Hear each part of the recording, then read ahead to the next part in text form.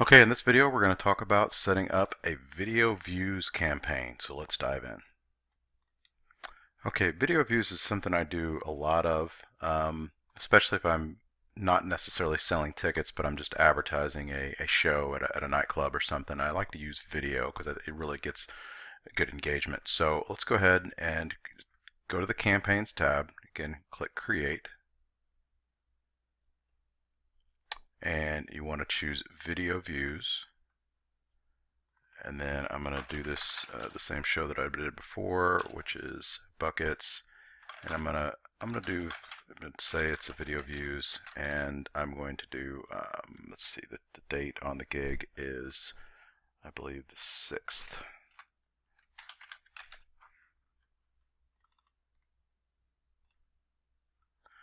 Again, I know that I'm going to go ahead and I'm going to go after my fans.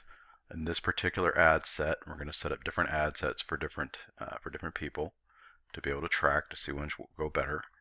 And again, I'm just going to go set it up for people who are over the age of 21. These are just for my fans. So if you watch the image ad video, you'll know I explained that when I'm going after people who like my page, I like to get people, pretty much anybody that's over the age of 21. I always set my minimum at 21, because if you do lower than 21, then you may have, especially since it's going to a bar, Facebook will, they may give you some grief for showing ads or may not approve your ads. So it's always just a best practice just to always set the age over 21. And again, I'm just going after people who like my page. So now I'm going to do automatic placements here, but this time around I am going to do different videos for different formats because or different placements. Now when I say placements, again, if you watch the other video first, hopefully you'll know that this is what I'm talking about, because you can choose whether or not your ads show in all these different places: Facebook, Instagram, stories, and so on. Video length definitely matters when it comes to what shows in the feed and what shows and stories and all those kinds of things. And so Facebook does now have, they used to not have this, but they have a feature now when you go and set up the ad, you can actually choose different videos for different placements. So I'm going to go ahead and just leave all of these on and just do automatic placements, and then I'm going to let Facebook tell me where I need to change the size of the videos. Okay, so on the budget and the schedule, again, I just like doing, and instead of doing a daily budget, I like to do the lifetime budget. Again, notice that it defaults to giving you a month, and you're rarely ever going to market a show a month out. I just market a few days out. Actually, the show's on the 7th. It's not on the 6th. I marked that wrong. Okay, so let's go to, we're going to end the show on June 7th. I like to do it about an hour into the gig for people that are still looking for something to do on Friday night. And then I'm not going to start running this ad today, because that would be, that'd be almost a week in advance. Usually with a Friday show, I would start promoting it on Tuesday, because that's when people that's the start of when they start thinking about where they're going to go for the weekend. So it's 1:15 right now, usually, because I like to go ahead and set this a little bit more in the future. That way it doesn't tell me that my start date is in the past. Just, well, if I can get it to change. Okay. Okay, we definitely don't want to spend $500. I usually spend about $10 maybe per ad set. Or sometimes it just depends on the show. It depends on how much we're getting paid and what the payoff is. If it's a new venue that we're trying to get more people into, I might spend a little bit more money. But really, this is just going out to our fans, and so I'm really just trying to make them aware. And the other thing too, of course, we need to choose the location. So I'm going to go back and look up the address for the venue. So I paste. Let me see. I'll just paste this in here. Let me do that again. And it'll find it automatically. You want to make sure that that little arrow shows up. I want to go about 15 miles out. Just hit enter. So we're going in a 15-mile radius around, and just going for people who like our page, and we're going to spend $10 between Tuesday and Friday. And then automatic placements. I would just leave this as through plays. What that means, we'll deliver your ads to help you get the most completed video plays if the video is 15 seconds or shorter. For longer videos, it will optimize for people most likely to play at least 15 seconds. So in other words, it's gonna show it to people who are more likely. I want them to watch. Even the first video that I'm going to upload is the full-length music video for our song, and it's over 4 minutes long. I want to see. I want people to play through, because then it gives me the opportunity that if I wanted to run a second retargeting ad to people who watched over 50% of the video, I know that that would be towards people who have watched the video over 2 minutes, so they would be pretty into it, right? So um, usually this kind of stuff, the cost controls and all that, I don't really worry about that. If this is a large advertising campaign where we're spending hundreds or even thousands of dollars, I would be more concerned about that. But for $10, it's not really worth messing with. And again, get charged for impressions. That's fine. And I'm just going to hit continue.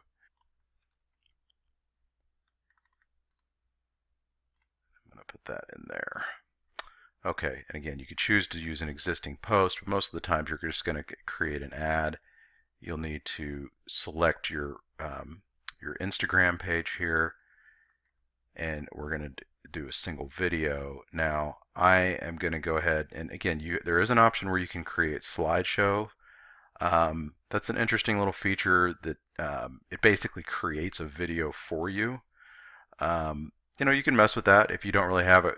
You can actually, I think you can add music to it, and you could add photos of your band and that kind of stuff, and it actually creates, basically it's like a photo gallery, and you can put some text on it and stuff. If you don't, I still don't think that's as effective as just a good straight up promotional video, but it is an option. But in this case, we're going to just upload a video. I've got a number of them, but I like to make videos specifically for the purpose that I need. And let's see. In this case, I made one.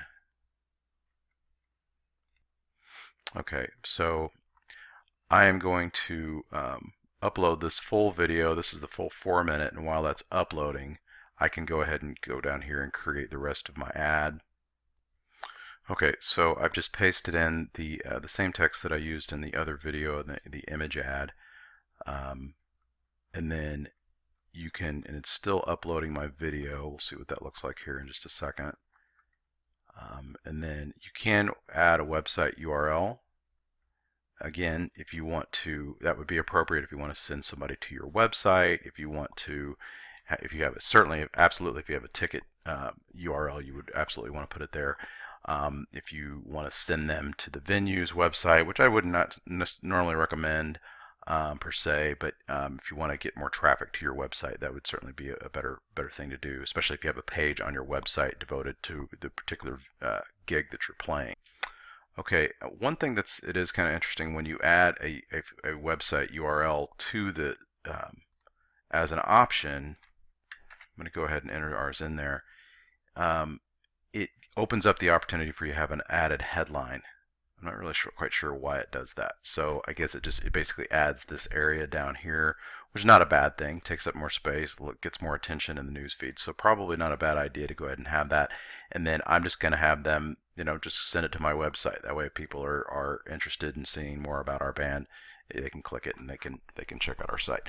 So and then the display link, I'll go ahead and just leave it. Like if you had some weird URL that had some big long thing like on a page, but you just wanted them to see the display link for your website to be different, you would put that right there. I'm going to leave it the same. And then with the headline, you can go ahead and reiterate the big benefit. If it's dancing, if it's rock out, whatever's the thing that's most attractive to your you're going to attract people to your show, to your band. That's the thing that you would want to put in a headline. So I'm just going to reiterate the Live at Buckets this Friday. And the reason I'm going to do that is because another thing that we're going to need to add is a thumbnail image to go over the video.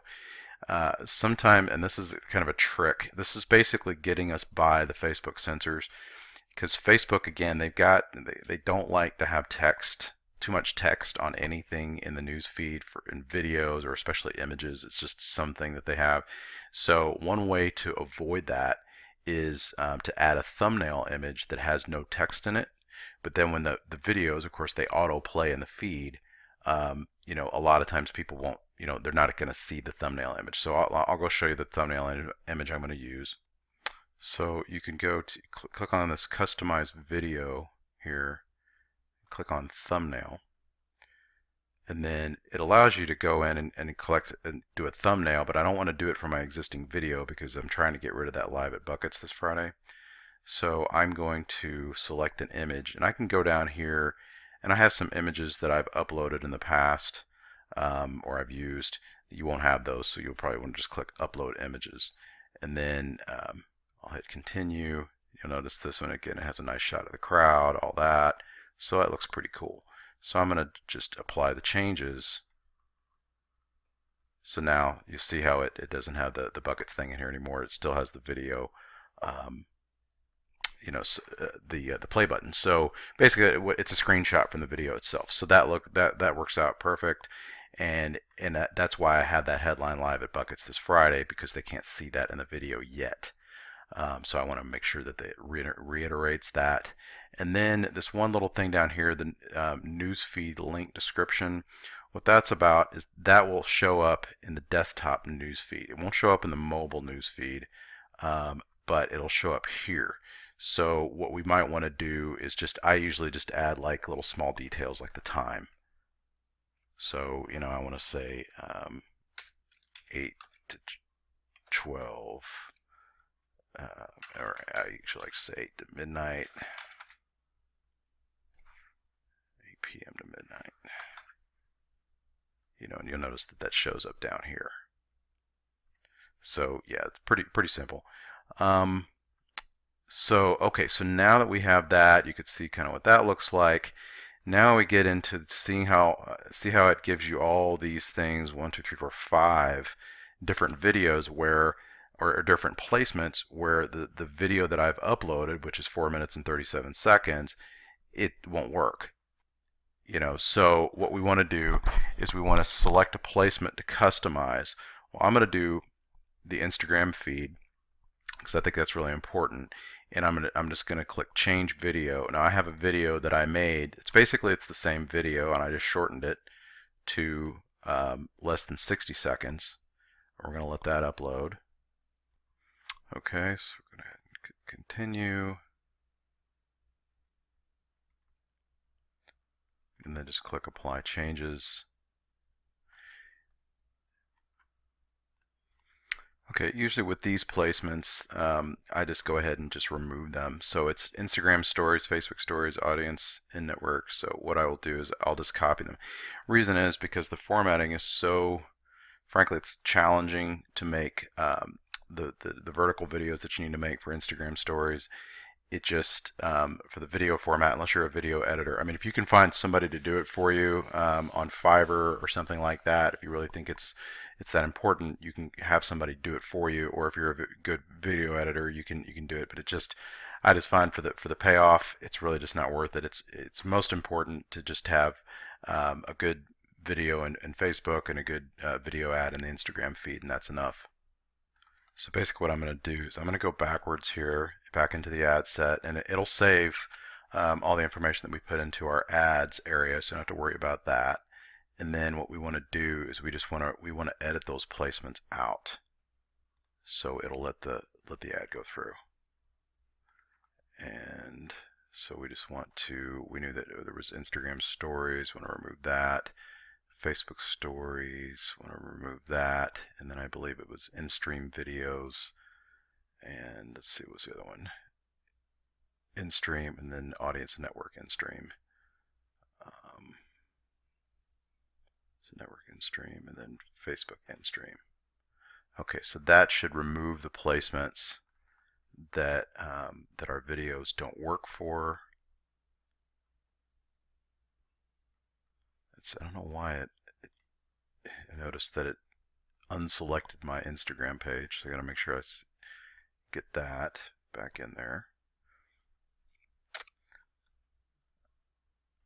one thing that we might want to do is, I don't know if Instagram will give us a hard time with having the live at Buckets this Friday, so I'm going to go ahead and change that to add the thumbnail image.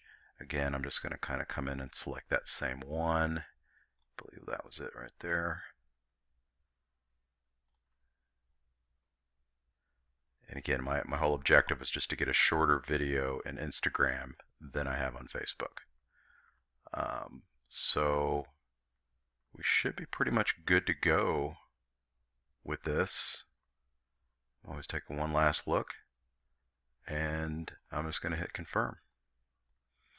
Okay, and here it is in the campaigns, and then I'm going to go add a couple more audiences. So I'm going to go click on that, and then I'm going to click on the ad sets.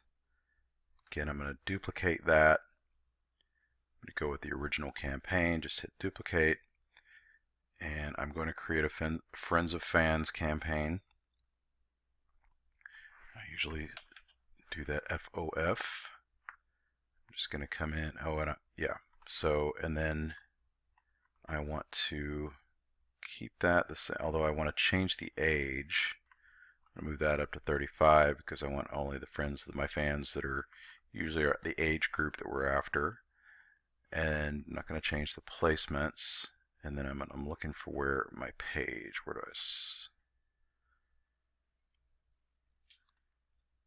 I add connection type? So it's friends of people who like your page.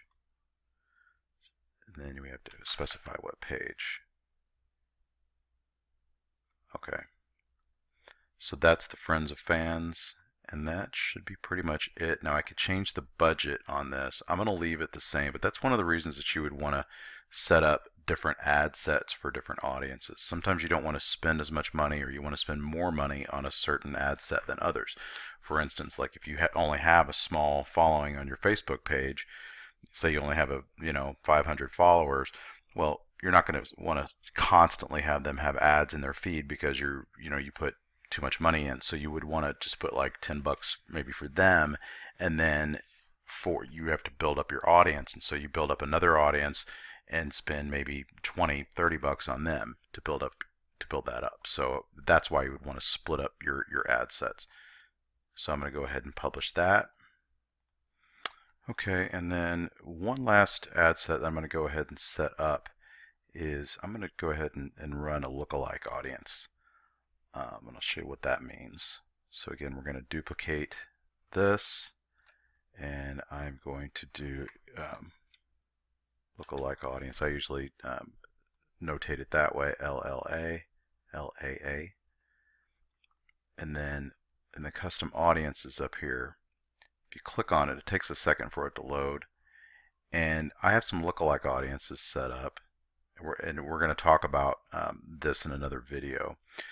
But I'm going to show you how this works. So I've got a few lookalike audiences set up, and in this one it says engage with any post or ad. So basically what Facebook has done is it's created an audience of people. It's been tracking my ads and my posts and all this stuff for a really long time, and it's building up an audience of people, the type of demographics and psychographics that people have, and it's just been building that audience over time. So now I want to run an ad. I want to run this ad in front of people in this market. Again, it's only going to go to people who are within a 15 square mile radius of the venue, and I want to raise that age up to 35 plus, and it's not people who like my page. I'm gonna take that off. So basically what it's going to do is it's going to run a lookalike audience of people who are similar to people who have engaged with any post or ad that we've done within a 15 square mile radius or over the age of 35. So that's a pretty good, so that way I don't have to guess. I mean, even though it's kind of fun to go in and look at to browse through the demographics and all the interest and behaviors, people that like Earth, Wind, and Fire, all those kinds of things that like what we would normally do, Facebook knows even better with with with the lookalike audiences, it gets much more technical, and you're letting the software, you're letting the algorithm use its power to find people who would be interested in your music or interested in coming to a show. So that I want to go ahead and I'm going to publish that one, and this campaign is pretty much ready to go. Other than it hasn't been, it's still in review with Facebook, which it might be tonight before I see an approval on that.